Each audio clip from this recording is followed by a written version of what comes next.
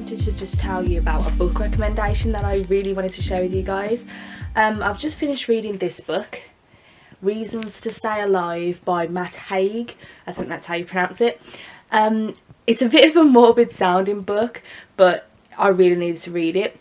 And the funny thing is, I didn't read it whilst I was like heavily depressed. I started reading it just because I saw it in my mum's room after I bought it for her, and I thought, let me try this out because it's kind of related to the topics that I was talking about in my own book that I was writing. So I guess you could say it was kind of for research. But then it got really interesting, and then it started to speak to me on a very deep level.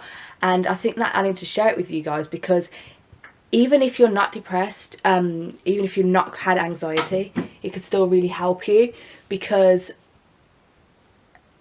this book, it's basically like it talks about a life crisis. It talks about any dark time that you could go through. So you can go through a dark time without actually having depression, and I think that most of us will do at some point in our lives. It doesn't have to be a breakdown, it doesn't have to be something completely morbid, but it can be a time where we're confused, where we feel lost and we're not sure what's going on.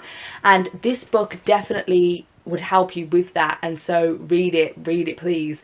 It's just a memoir of Matt Haig's life, how he felt depressed and how he kind of got himself up.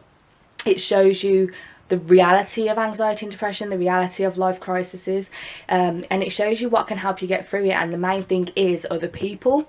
They are the ones that get you through it. And I think that that's a trouble that you have with anxiety and depression, is that you feel very alone. You're the only person who suffers with it. And that's why I started my support group last year, is because I did feel alone and I didn't want to be alone anymore, and I didn't want people like me to feel alone anymore, so I started the group. And yeah, I don't know, I just feel like people should read this book, and I wanted to tell you about it because it could help you pick yourself up from wherever dark place that you are.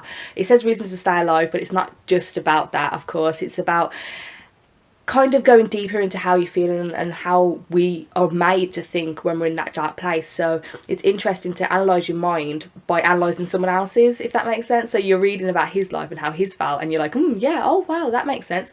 And he's like using loads of other books that he's read and experiences that he's had to bring together a collection of ideas, and it's just done really well. And so I wanted to share it with you guys. So read that book, read any book, just get reading, okay? See you later.